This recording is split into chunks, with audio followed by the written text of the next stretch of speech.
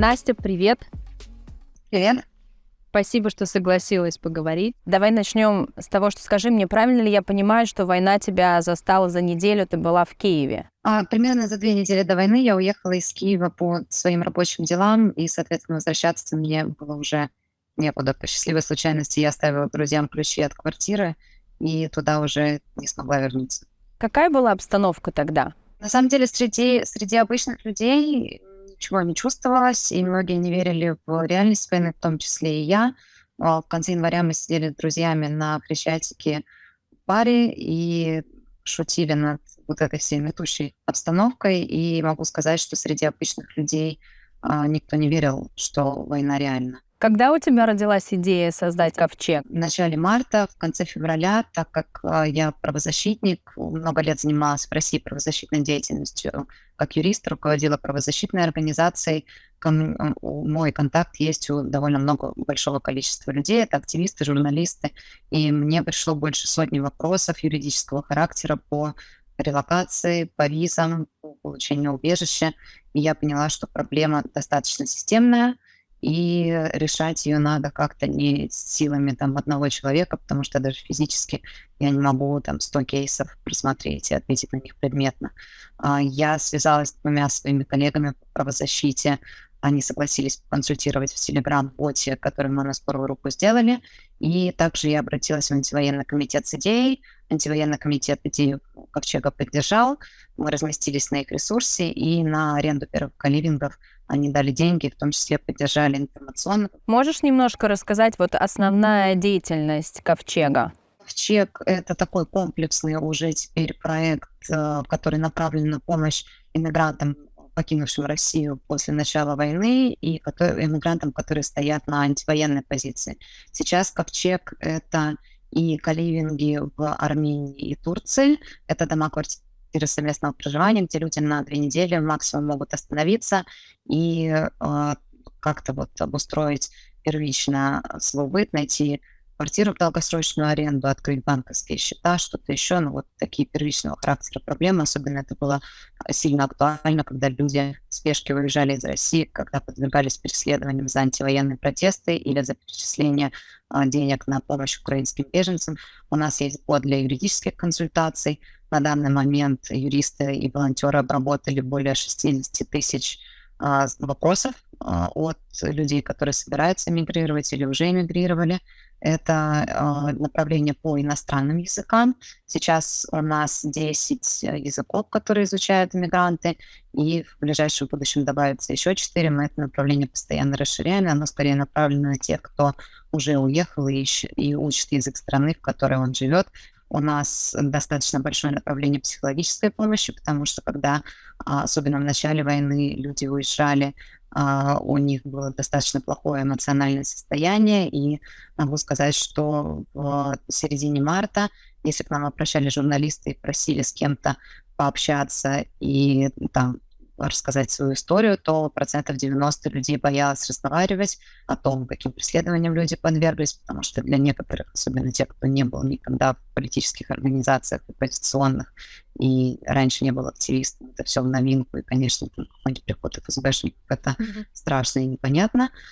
После запуска направления психологической помощи, запустили мы его в конце марта, были видны результаты уже буквально через недели 3. У нас есть групповая индивидуальная терапия, и сейчас люди более открыто говорят и о своих ситуациях, и о причинах своего отъезда, об антивоенной позиции, о том, что они собираются делать. И самое главное, это направление дает людям силы продолжать борьбу против войны, участвовать в антивоенных проектах, гуманитарных проектах, то есть продолжать какую-то гражданскую активность, на это находятся силы. У нас более 700 волонтеров сейчас в проекте. Часто это довольно высококвалифицированные люди, которые давно переехали, например, на Запад и теперь готовы делиться своим успехом или секретами какой-то профессиональной самореализации в своей среде.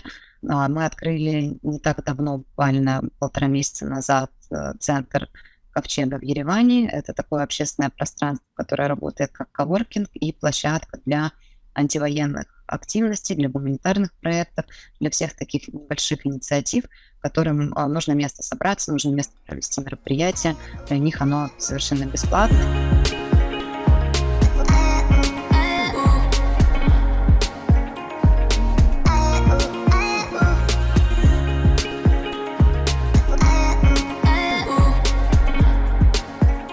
Привет! Сегодня мы в каливинге в Ереване. Это одна из наших таких осязаемых видов помощи.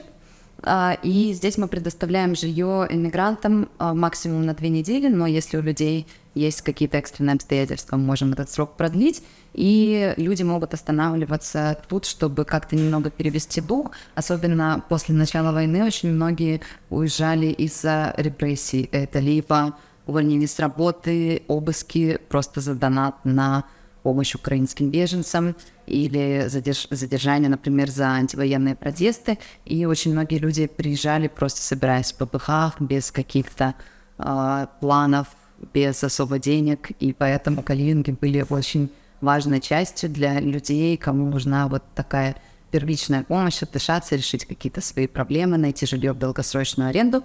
Пойдемте, пройдем, я вам покажу, как это устроено.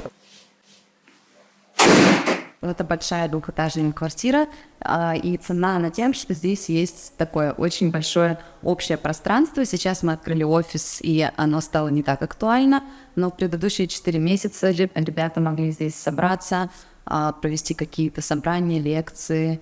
Здесь довольно комфортная, на мой взгляд, обстановка. У нас 2 этажа, есть жилые комнаты на 1-м этаже, здесь там уборная. И еще довольно большое количество жилых комнат на 2-м этаже.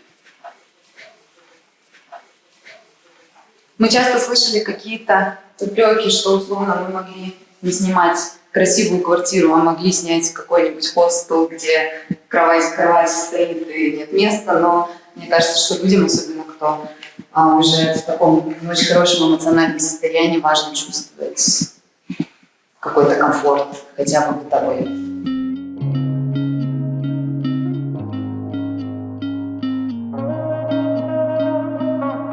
У нас есть Google форма, и 2 волонтера обрабатывают заявки, смотрят социальные сети людей, потом с ними созваниваются и понимают их мотивацию, понимают бэкграунд. И это вопрос, конечно, общей безопасности, чтобы мы понимали, кто будет жить, что человек нормальный, человек умеет коммуницировать, потому что все-таки вот такое общее пространство по 2 человека в комнате — это довольно сложно, и все люди должны быть понятные и понятные друг другу в том числе. Еще замечательный балкон с шикарным видом.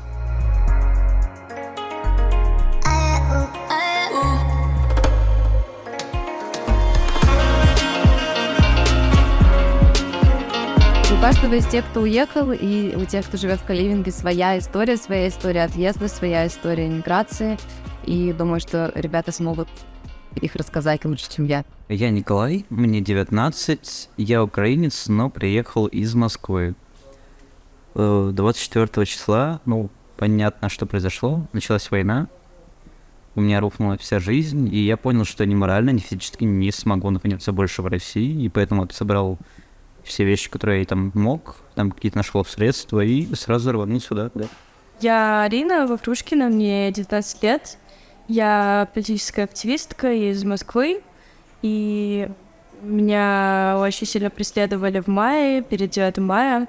Мне прямым текстом сказали, что на меня заведут уголовное дело со дня на день, поэтому мне пришлось очень экстренно покинуть Россию. Выступил, естественно, с антивоенным заявлением, дали мне 15 суток, отсидел 9 суток сниженных, вышел, осмотрелся и понял, что если я буду делать то же самое, что я делал, а я не представляю, что я делал что-то иное, то я окажусь в тюрьме.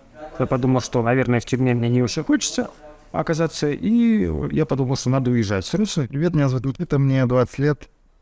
Я жил в Санкт-Петербурге вплоть до 5 марта 2022 года, когда мне прошел обыск, и я в тот же день улетел в Армению. В принципе, это неплохо, но, конечно, чувствуется, что не то же самое, что на родине. Я Саша, мне 22 года, блогер в ТикТоке. Когда началась война, вынужден был уехать из России по причине того, что там и до этого не было медицины, но сейчас ее вообще не стало. Плюс мой основной источник дохода отключили. Я не смог проходить стримы, сильно потерял в доходе. И друзья как-то посоветовали ковчег. Сначала сильно сомневался, боялся, что откажут. Они ответили где-то за неделю Ковчеге буквально в тот же день, когда я написала, уже вечером мне сказали приезжать и заселяться. Ну, мой переезд был таким очень экстренным, меньше чем за сутки было принято решение, и как бы пока нет какой-то постоянной работы, и непонятно, насколько я остаюсь в Ереване, очень здорово, что есть организация, которая предоставляет жилье и помогает. Увидел в чате сообщение, что вот есть ковчег, есть люди, которые предоставляют какое-то жилье, написал о себе немножко, и тут же пришло сообщение: да, приезжайте в Ереван, мы находимся здесь, и я приехал, и все оказалось замечательно. А на будущее планы жить и реализовываться в своей деятельности. И общественная деятельность в моем представлении, а я здесь выступаю против Путина, езжу даже по разным городам, вот собираюсь поехать в Гюмри и помочь местным активистам вместе с ними сделать мероприятие против Путина. На будущее, ну, пока у меня вот два таких основных критерия. Это найти работу и получить какие-то документы, ну, чтобы я мог дальше двигаться. Приблизительно планирую за 3 месяца решить вопрос с Нидерландами, потому что там медицина, ну и TikTok там тоже работает. Ну, на ближайшее будущее, наверное, планов нет, а так вернуться в Россию, когда все закончится. И если придет новость, которая нас всех очень сильно обрадует, очень много людей обрадует, тогда подумаю насчет возвращения в Россию.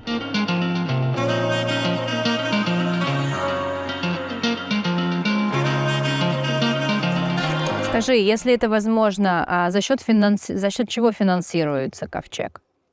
Проект полностью на краудфандинге. Мы, когда только его запустили, у нас были вот начальные средства, которые дал Михаил Ходорковский на аренду 2 коливингов, и у нас был телеграм-бот, и я, и еще 2 моих коллеги-юриста. Но буквально сразу нам начали присылать деньги, донаты, и мы очень быстро за счет этого смогли развернуться.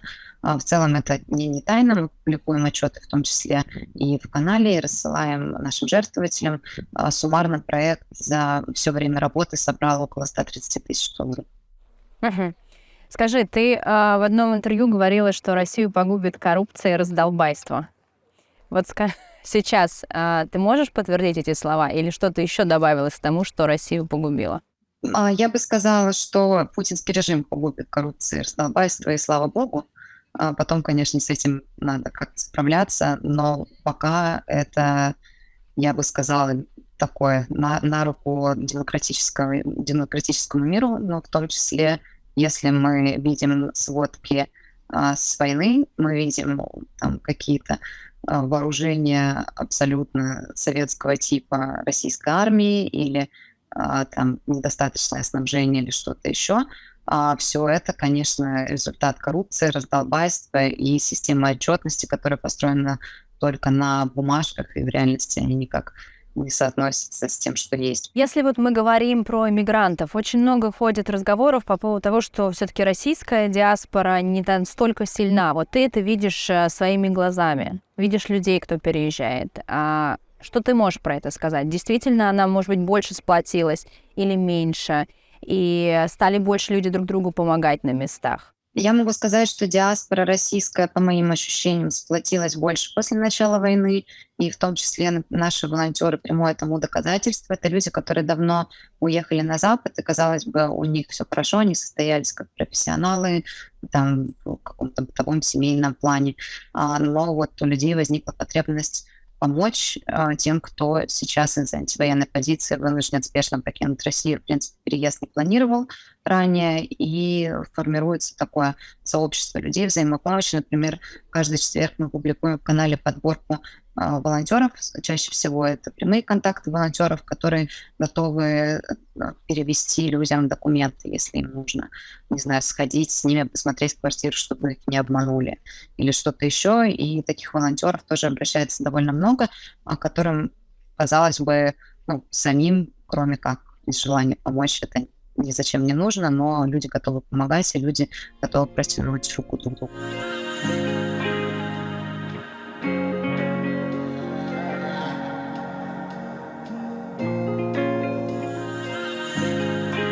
Меня зовут Ева Рапопорт. В последние несколько месяцев я Представляюсь как Ева из Ковчега. Я включилась в работу Ковчега в Стамбуле ровно с того момента, как он начал здесь запускаться. Вот мы сняли все эти квартиры, позаботились о том, чтобы людям было куда приехать, и здесь можно было как-то жить.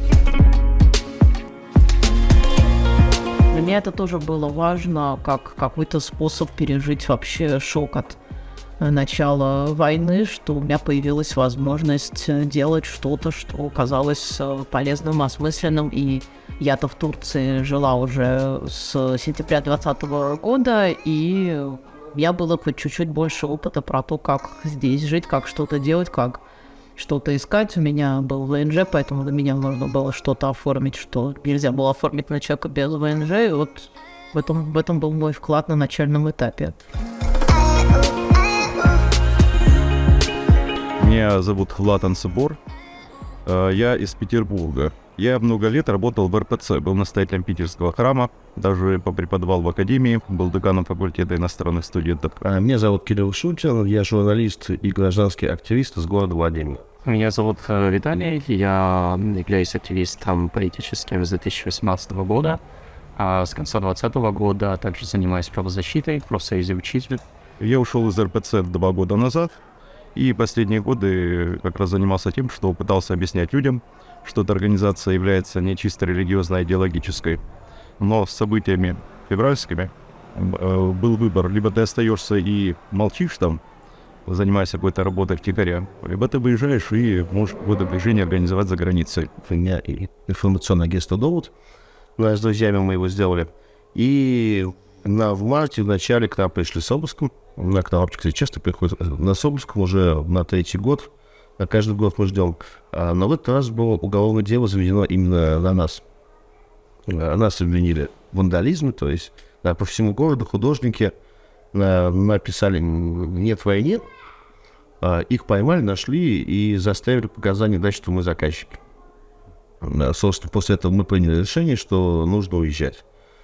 Что если мы останемся, нам неоднозначно намекнули, что нас бросаете. У меня, собственно, уже было 2 обыска и в 2018 году, и в 2021. Ну и когда вот началась война, понятное дело, было желание искренне помогать в создании гражданского общества, как-то помогать людям, которые столкнулись с произволом со стороны работодателей, властей.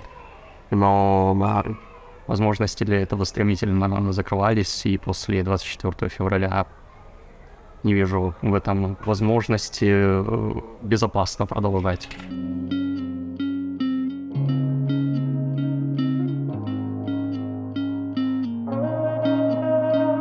Как и многие люди, я без визы оказался. И пока решаются всякие визовые вопросы, в таком вращении времени оказался в Стамбуле. Но особых ресурсов таких нет, и Ковчег, поскольку я разделяю все принципы, которые Ковчег тоже исповедует, Ковчег предоставляет возможность проживать здесь какое-то время, пока вопрос решается. Решил написать в Ковчег, наверное, как и многие иммигранты, столкнувшись с финансовыми проблемами, потому что жилье достаточно дорогое, а поскольку я занимался юриспруденцией, то это оказалось здесь не актуальным. После обыска, когда у тебя изъяли все ценные вещи, само собой ты нуждаешься в какой-то помощи, да, то есть насобрав последние деньги, мы прилетели сюда. Вот ребята у меня уже некоторые во Вьетнам улетели, а я получил визу польскую, и вот скоро на время тоже отправлюсь. Но тем не менее Ковчегу спасибо, потому что без такой помощи я не знаю, как бы я справился.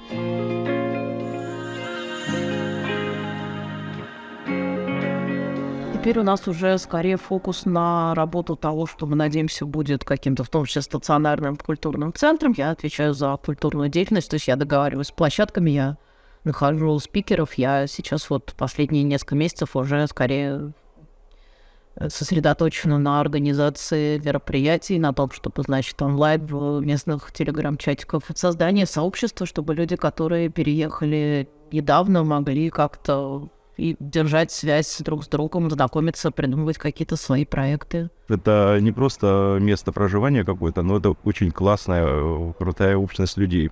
По сути, мы единомышленники все, в отношении там основных вопросов современности. И это очень классно, когда мы можем общаться, поддерживать друг друга. Работает также психологическая служба здесь, в Стамбуле, разные интересные мероприятия. И возможность проявить себя тоже здесь есть, именно вот в кругу таких друзей. Буквально на днях у нас было мероприятие, посвященное поддержке политзаключенных в России. Мы писали письма. Также у нас проходят различные лекции на какие-нибудь философские, например, темы. И это сильно помогает разнообразить достаточно однообразную жизнь. Планы на будущее. В наше время очень сложно строить планы. Планы бороться с тем злом, которое я, так сказать, вижу в этом мире. И мы организуем движение пробуждения, которое как раз объясняет людям, что религию нельзя использовать как идеологию. Планы на будущее. Пытаюсь уехать в Европу, но сейчас с этим достаточно все сложно, и работаю над этим. Дальше заниматься журналистикой. Мы продолжаем писать. Мы писали про войну, про гражданскую активность в России и в Украине. Для этого мне нужна какая-нибудь безопасная страна. Есть ли какое-то направление или думаете, если его нет, о том, чтобы его начать в Ковчеге по поводу тех людей, кто в итоге все-таки решил остаться в России? У нас психологическая помощь, довольно большая группа для людей, которые находятся в России. У нас был чат и есть группа поддержки, в котором как раз в большинстве своем люди, которые остаются в стране, которые придерживаются антивоенной позиции, но чаще всего они обращаются с чувством одиночества. Ну, то есть одиночество в своей позиции и какой-то такой апатии. Вот по всей этой очень агрессивной пропаганде людям кажется, что они одни. За счет групповой терапии мы людей туда включаем и даем понять, что нет, они не одни. И вот таких людей довольно много, кто с похожими чувствами, с похожей позицией. И в этой части мы, конечно, оказываем помощь россиянам. К сожалению, не так легко помогать чем-то еще в России, в том числе из-за ограничений в части платежных инструментов. И, конечно, сложно с точки зрения рисков для людей, потому что сейчас ввиду такой глобальной опалы на гражданское общество, глобальной такого, я бы сказала, опускания железного занавеса, любые взаимодействия с какими-то иностранными юридическими лицами, структурами, людьми, которые уехали за рубеж, могут как-то повернуться не очень хорошо для человека, находящегося в России. Вот ты затронула тему великой апатии. Как ты для себя вообще отвечаешь на этот вопрос? Почему она такая всеобщая и настолько глобальная? И почему она была и до войны? Как ты думаешь? Сейчас я связываю это в том числе с тем, что информационный фон соответствующий. Закрылись после начала войны, точнее не закрылись, а были заблокированы и закрыты более 100 медиа. Это независимые медиа, которые освещали такую демократическую позицию, стояли на принципах свободы журналистики и освещали события объективно. Но и россияне многие отрезаны от альтернативных источников информации. Например, это иностранные социальные сети, Инстаграм, Фейсбук. И очень мало людей, к сожалению, пользуются VPN-сервисами. Поэтому, конечно, информационный вакуум очень сказывается, в том числе и на психологическом состоянии, потому что когда ты видишь повсеместно какую-то пропаганду агрессивной войны, ты видишь пропаганду насилия, ты видишь вот эти бесконечные ЗТВ, то, естественно, наступает в какой-то момент ощущение, что ты один, а все остальные с ума сошли. По твоим ощущениям, вот этот процент, про который мы всегда говорили, там 50 или 70% за войну, он на самом деле в реалии каков? Очень сложно сказать, но социология в авторитарных, тоталитарных режимах, она штука такая, нерепрезентативная.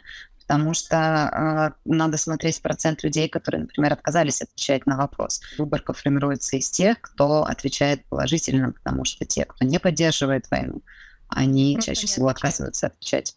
Насчет процента поддержки мне сложно сказать, потому что я все-таки сейчас в России не нахожусь, с начала войны не находилась. Я не могу оценить из-за границы какие-то настроения в среднестатистическом городе, но, наверное, это процентов 30 или 40, такой ядерный электорат Путина, которые смотрят Соловьева и которые подвержены влиянию. Но в целом люди, которые подвержены влиянию пропаганды, если им переключить кнопку и 2 недели покрутить что-то другое, они будут транслировать другие тезисы. Потому что если вы видите аргументацию таких людей, то она не построена на каких-то рациональных аргументах. Это вот такие штампы, и если задать какой-то уточняющий вопрос или более развернутый вопрос, то вы увидите дальше ступор и следующий пропагандистский штамп. Мгм. Как ты относишься к инициативе паспорта хорошего русского? Ну, во-первых, сама формулировка достаточно странная. Я отношусь к ней как к такому локальному мему среди демократической оппозиции, никак более. И понятно, что не отношусь к ней каким-то образом серьезно. Но, конечно, нужно поддерживать людей, которые что-то делают. Те, кто действительно помогает, участвует в гуманитарных проектах, участвует в проектах антивоенных, там, независимые журналисты, кто-то еще, конечно, стоит поддерживать их, насколько это возможно. Но, еще раз, политика банковская, политика визовая — это исключительно вопрос внутренний стран Европейского Союза, если мы говорим про ЕС. И, конечно, это вопрос не только там какого и не столько отношения к россиянам, это вопрос обеспечения собственной безопасности этих стран.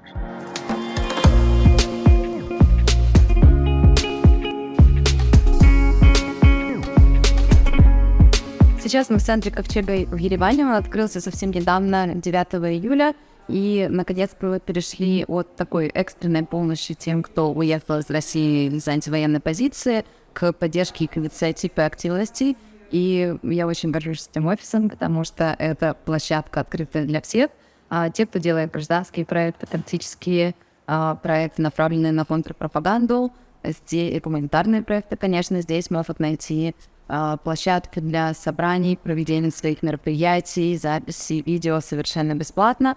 Также люди здесь могут встречаться, общаться, и в свою очередь мы тоже инициируем какие-то тренинги, лекции, что-то еще, как общегражданские, так и те, которые могут помочь в антивоенной активности.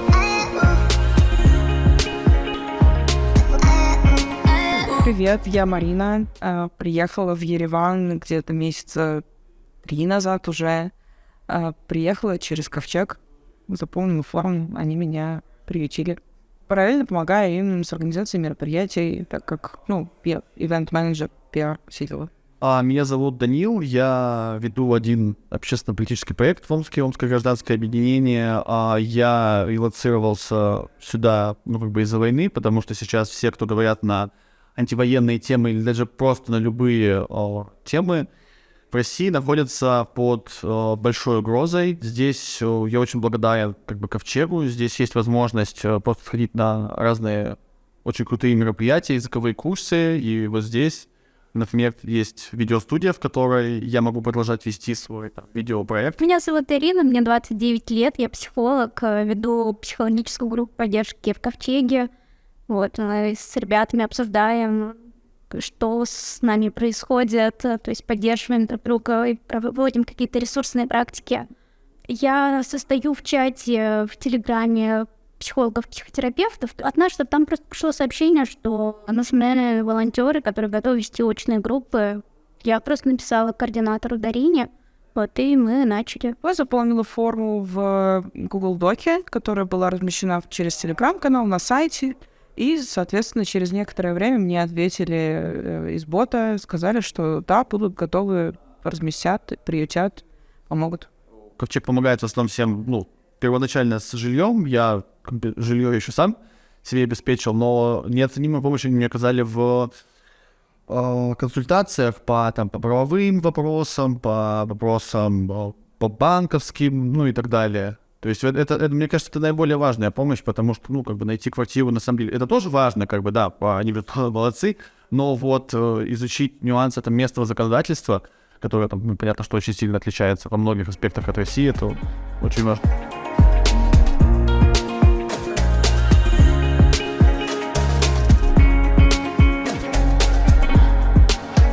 Продолжаю просто заниматься, чем умею, и сейчас, так как нет работы, реализую свои скиллы, навыки, не знаю, какой-то драйв, который внутри, помогаю Ковчегу разным инициативам. Во-первых, психолог — это такая помогающая профессия. Во-вторых, я вижу, что у многих психологов нет сейчас какого-то ресурса вести группы, да, то есть работать с клиентами. И у меня они есть, и я готова была. Поэтому просто я могу, и я иду это делать, потому что людям нужна помощь, и мне это нравится делать. Да. Ну, я считаю, что у нас есть такая, даже не возможность, это обязанность. Те, кто уехал, могут более свободно высказываться на вот как раз на важные антивоенные темы. И я считаю, что каждый как в меру своих сил должен это делать для того, чтобы, потому что все равно мы остаемся в информационном поле России, разговариваем с российской аудиторией, там у нас есть друзья, знакомые, которые, безусловно, не все смогли уехать, это даже большинство не смогло уехать, те даже, кто хотели. И мы должны продолжать рассказывать им, правду о том, что творится, противостоять пропаганде.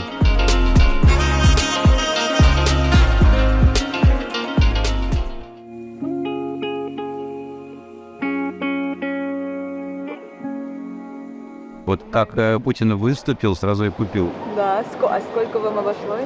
Нормально. Нормально. Это я недорогой. Реально сюда планировал приехать отдохнуть. Реальная рабочая командировка просто совпала с мобилизацией. Я, как офицер. Военная кафедра. Да. Я не служил, и никакой специализации у меня нет. Но боюсь, что это может никого не интересовать. У них же задача собрать, поставленное количество. Мобилизация-то стрёмно. Вот, я, не хочу ходить умирать, там, какие-то призрачные цели. Как вы считаете, Родине что-то угрожает? Да, угрожает. Больной империализм. В общем, ей угрожает Путин, естественно, со всеми своими соратниками. Родина, как и сказал у нас один известный музыкант, это не жопа президента. Вот, поэтому, нужно немножечко разделять родину, страну и, соответственно, правительство и вот это государство. Вот, если государство и правительство ставят себе такие цели, что они противоречат, благу народа, то это вообще, я отказываюсь такому государству подчиняться. Когда тот, кто рисовал себе «З» на груди, понимает, что теперь его кинули, ему обещали смотреть телевизор, ему не обещали идти в окопы, ему обещали смотреть телевизор и радоваться победам через телевизор. Но не в окопе сидеть. Сидеть в окопе — это совершенно другое. И была бы причина сидеть в окопе. В 21 веке я не вижу таких причин абсолютно. Я больше сейчас переживаю за своего брата и отца, у которых не было возможности уехать. Есть прям знакомые, которые получили повестку. Как-то у нас получается, что страх сказать что-то против очень пересиливает страх смерти. Я вот этого не понимаю. Протест — это не способ, мне кажется, решения каких-то вопросов. Важные дяди, они все без нас решат, без протестов и нашего мнения, мне так кажется. Я думаю пока. То есть я прилетел, я сейчас посмотрю, если у вас тут прикольно, дом можно и в целом. Честно говоря, я не планирую возвращаться, но куда я поеду дальше, я тоже пока не могу сказать.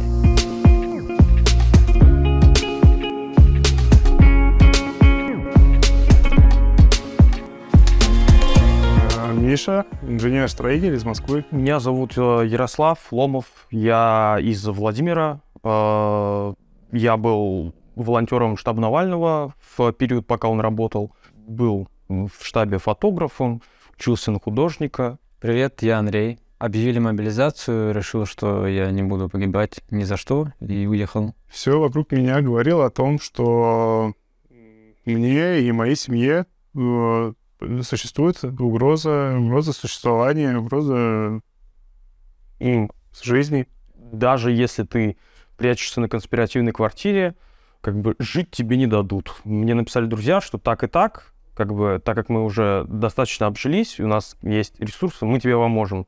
Тебе нужно бежать, мы тебя не хотим терять, особенно в челюстях путинской машины. Поэтому давай, мы тебе поможем просто ресурсами.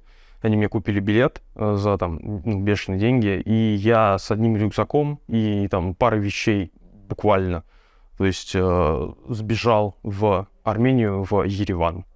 Меня поддержала вся моя семья с поездкой. Мы обсудили все в тесном кругу семьи и друзья, которые, конечно, предложили помощь. Помогала девушка.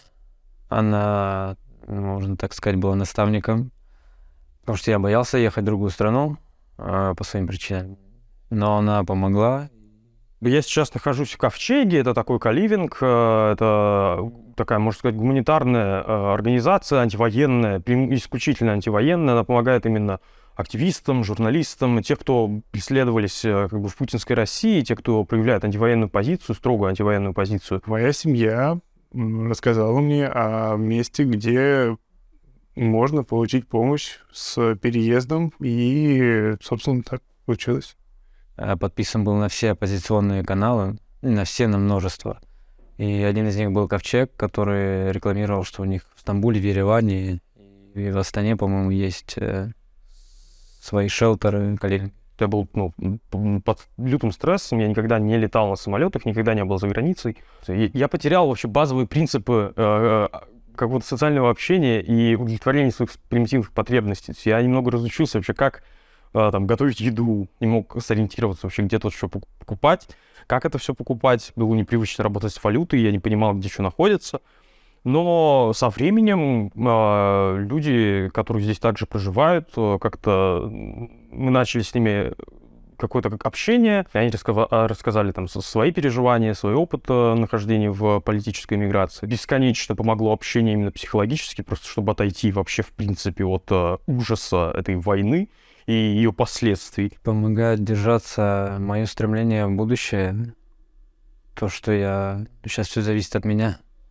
Как я буду себя вести, что делать, так и будет моя дальнейшая судьба. Есть концепция, которой я придерживаюсь, это пытаться найти себя в новом месте, пытаться быть полезным в новом месте. Здесь я чувствую себя хорошо, потому что я чувствую себя полезным. Мне помогает, наверное, прозвучит, возможно, ванильно, но это, наверное, вера. Это просто вера в лучшее будущее. Параноидные, параноидальные, тревожные мысли, они деструктивны по своему характеру. Я стараюсь исходить из того, что если, предвосхищать события, ты просто растягиваешь свои страдания.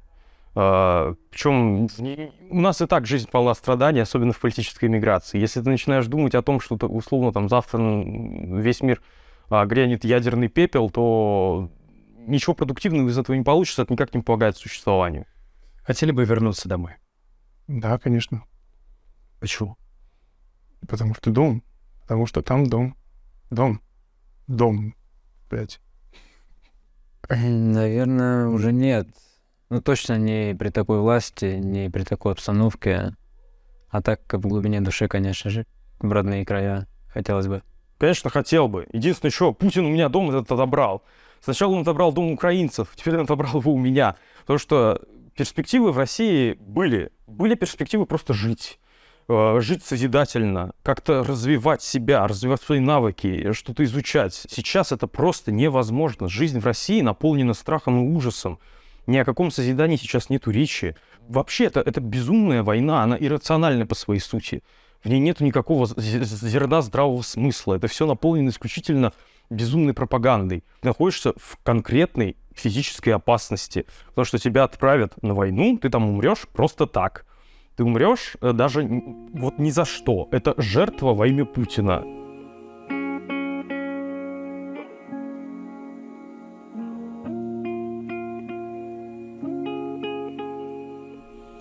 Вы недавно организовывали показ фильма Лошака «Разрыв связи». Там очень сильно поднимается, в принципе, основа фильма, вопрос диалога. Вот как, на твой взгляд, возможен ли диалог?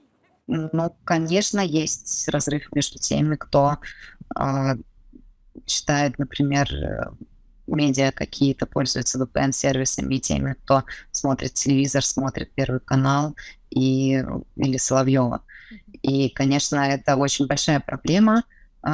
И проблема возникла не сегодня, проблема возникла не вчера. Я бы сказала, что вот эту непримиримость к оппонентам, к чужому мнению и атмосфера ненависти, она культивировалась довольно давно. И вот эта атмосфера — это результат работы, многолетний результат работы пропаганды. И это очень печально, потому что это общество, которое останется.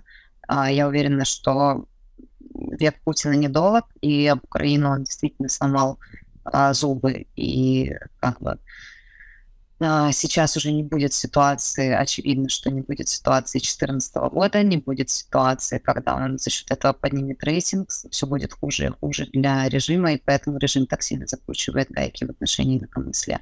Но общество останется, и вот эта атмосфера ненависти, которая в нем царит, атмосфера непримиримости к чужому мнению, она остается, и с этим нужно будет что-то делать, и нужно будет как-то людей уводить от этого в русло конструктивной дискуссии и слышать чужое мнение, даже если оно не совпадает с твоим.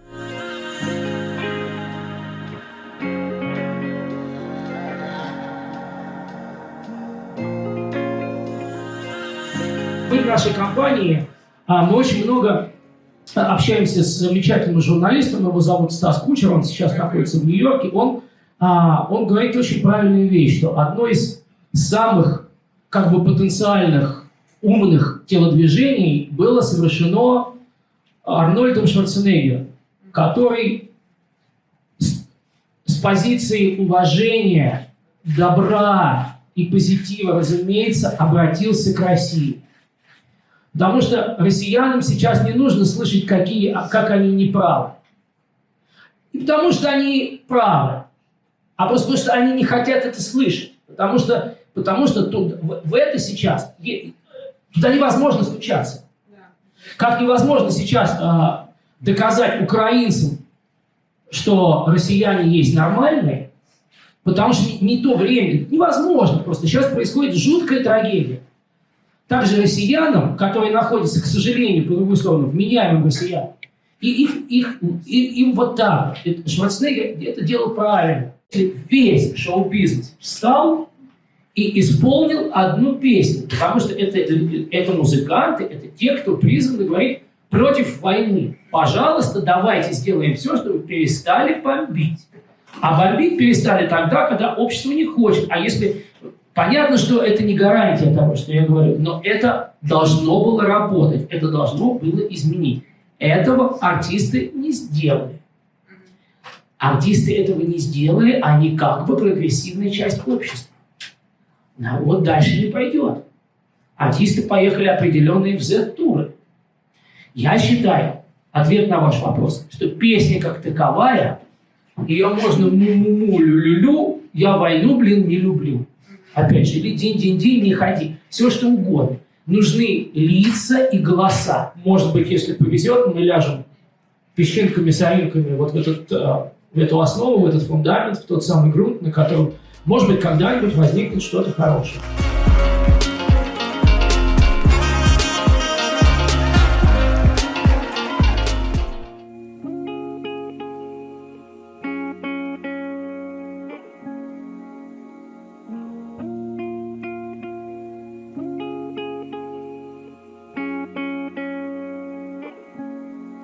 Спасибо большое, что согласилась с нами поговорить. Мы с тобой встречались, если я не ошибаюсь, в мае этого года. Расскажи, что изменилось? Где ты сейчас? Как ты себя чувствуешь? Мне кажется, что я повзрослела, потому что, когда я только уехала из России, я абсолютно не была готова к взрослой жизни. И сейчас я думаю, что я повзрослела лет на 10 за эти полгода. Сейчас я нахожусь в Европе. Не могу сказать конкретно в какой стране, но так сложились обстоятельства, что решила просить убежище. Скажи мне, почему ты приняла решение поехать в Европу? Каждый раз, когда я приходила на митинг в Ереване или организовывала его, я получала после этого сразу же угрозы в личку. Полицейские или ФСБшники приходили к моей семье и продолжали на них давить, чтобы я прекратила что-то делать. Поэтому подумала, что будет лучше просить нормального убежища в стране, которая точно меня защитит, и где я буду чувствовать себя безопаснее. Сейчас я до сих пор в Армении, на тот момент уже на последнем этапе, то есть паспорт заграничный. Как-то стали появляться силы к жизни, то есть меньше таких вот депрессивных настроений. Так что, да, чуть получше стало с таким вот моральным состоянием. Ну, изменилось не так уж и много. Мы Мы с парнем переехали с Керу, получается, где нас снимали. Какое-то время еще пожили тут, сейчас на днях получили паспорт, заграничный его, и собираемся двигаться в Грузию, так как пока организация, которая выдает визы в Германию, нам еще не ответила. Какой-то период мне было максимально сложно, у меня были истерики, я не понимал, что делать, у меня опускались просто руки. Вот, ну и друзья меня потом все-таки заставили сходить к врачу. Я сходил к врачу, мне прописали антидепрессанты. Сейчас я уже 3-й месяц сижу на них, и мне значительно лучше, чем раньше. У меня нету загранпаспорта. Я уже 2 месяца пытаюсь так или иначе поймать окошко, чтобы подать документы. То есть не так сложно оформить документы на получение загранпаспорта, сколько встать в эту электронную очередь. Так ко мне с сентября приехала девушка, я очень переживал, потому что в голове как бы роются тревожные мысли, что, может быть, границу закроют вообще. В итоге удалось, она привезла вещи, она привезла технику. Мы сейчас планируем, так как мы оба по специальности художники, будем пытаться во фриланс. Как способ заработка, просто фриланс, исходя из наших навыков. Ну, поменялось довольно много чего за это время. Мы снимались в Армении, в Ереване. Вот куда я только улетел сразу после того, как у меня обыск прошел, и была угроза там возбуждения уголовного дела. Сейчас я еще немного пожил в Грузии, в Турции тоже побывал недолго. Вот, и в конце концов в одной из европейских стран сейчас нахожусь, уже здесь некоторое время живу, и нахожусь в процессе получения политического убежища. Это все, конечно, далеко не самый простой путь. Если есть какие-то другие возможности, рекомендую выбирать их там.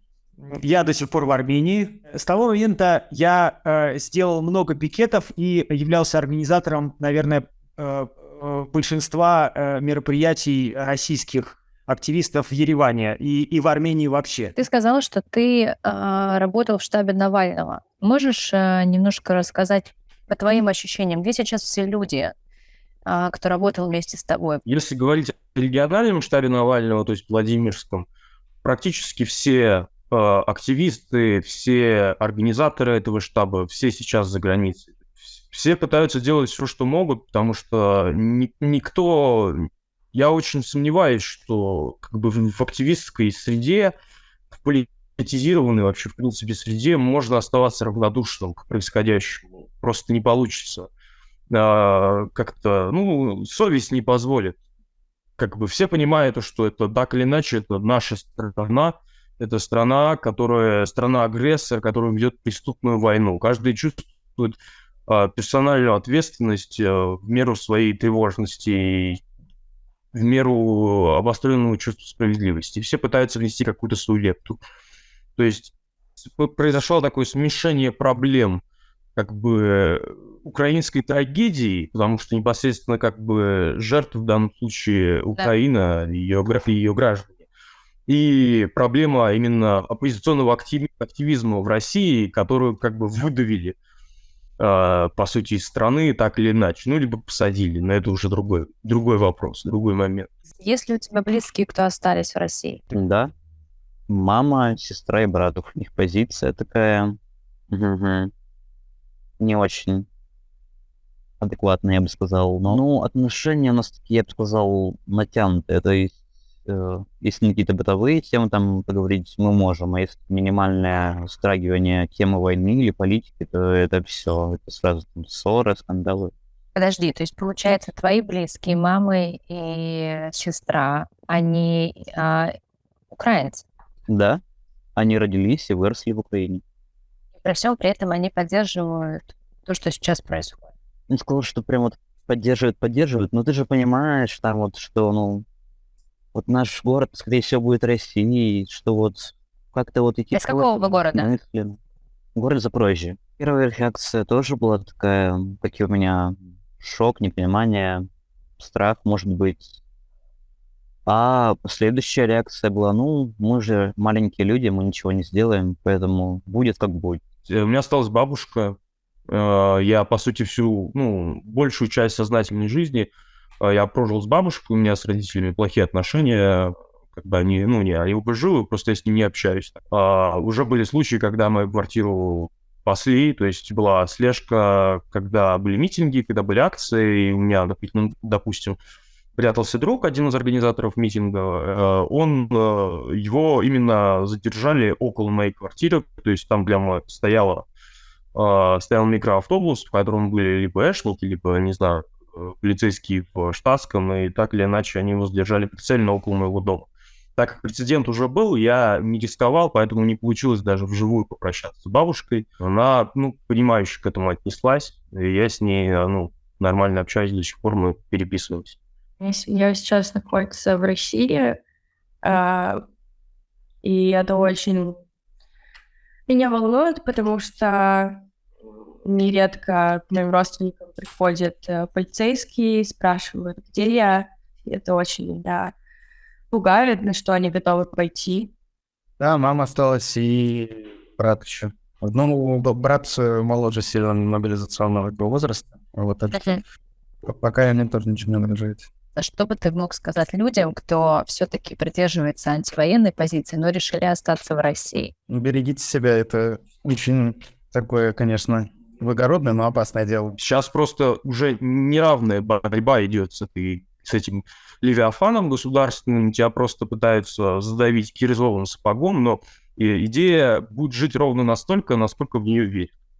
Если хотя бы один человек верит в то, что Россия будет свободной, и то, что Путин преступник, которого должен ждать вообще и ждет трибунал, значит, эта идея будет жить. Если сейчас все опустят руки, этого Путин и преследует, как бы. В этом его задача. В России, естественно, антивоенное движение есть, оно не явно, но я не знаю, как там людям сложно жить. То есть люди, подобные мне, в России живут, я ощущаю так под колоссальным давлением, прям очень сильное давление. У меня было какое-то время чувство вины, что так получилось. Но я потом понял, что я ничего с этим поделать не могу. И надо просто как-то попытаться помочь людям, которые меня окружают, чтобы они понимали, что не все русские — это полное зло. Как ты видишь свое будущее? Если честно, сейчас я больше, чем, не знаю, на неделю не планирую, а так общие планы. Возможно, податься в какой-то польский институт, доучиться, поскольку я уехал с 3-го курса из Москвы. Получить, наконец, свой статус и начать вести нормальную человеческую жизнь, работать и обеспечивать себя самостоятельно, не сидеть на шее налогоплательщиков. Последние полгода все мои планы пошли непонятно куда. Наверное, пока что получить образование, когда это будет возможно. И, в принципе, вести какую-то примерно обычную жизнь, но я думаю, все-таки хочу продолжать заниматься активизмом. Думаю, обязательно нужно что-то делать дальше. Какое-то время я жил по 3 дня. Первые 3 дня прожил, уже хорошо. А дальше будет видно. Сейчас стараюсь что-то планировать на месяц и больше. Есть ли у тебя понимание того, что ты можешь никогда не вернуться в Россию? Да, к сожалению, такое понимание есть. Как тебе с этим живется? С одной стороны, немножко грустно. С другой стороны, я понимаю, что там меня особо ничего не держало. Я не знаю. Точно, пока режим не сменится, точно не вернусь. Грустно. Но, к счастью, есть еще такие страны, которые можно встретиться со своими родственниками, в том числе вне европейских, например, Грузия, Турция, так самая Армения. Я не вижу того, чтобы я вернулся когда-либо в Россию. Видимо, моя жизнь дальнейшая будет протекать дальше в Армении. Вопрос только в том, что в какой мере я буду прикладывать усилия к тому, чтобы помочь России совершить свою революцию. А революция должна прежде всего произойти в голове. И ответ, наверное, такой. Пока она не произошла, я буду помогать России стать свободной. Я надеюсь, что когда это все закончится, и когда Россия будет достаточно безопасной, я первым же делом вернусь в свой дом. Думаешь ли ты, что ты когда-то сможешь вернуться в Россию? Я надеюсь, но, по крайней мере, я довольно молодая. Поэтому я думаю, что да, на своем веку, конечно, я еще смогу увидеть демократическую Россию. И я надеюсь, что я смогу принять участие в переустройстве России после Путина, потому что это будет очень болезненный, долгий процесс, в том числе и в отношении с обществом, в котором мы все-таки не можем отрицать, что достаточно большой процент поддержки у Путина и у модели системы управления, и до этого нарратива ненависти. Ну и мой последний ключевой вопрос. Дождемся ли? Дождемся. Мы с тобой точно дождемся. Спасибо большое. Спасибо большое за все ответы и спасибо большое, что согласились рассказать о вас. Вы делаете большое дело, и лично ты делаешь большое дело. Спасибо большое.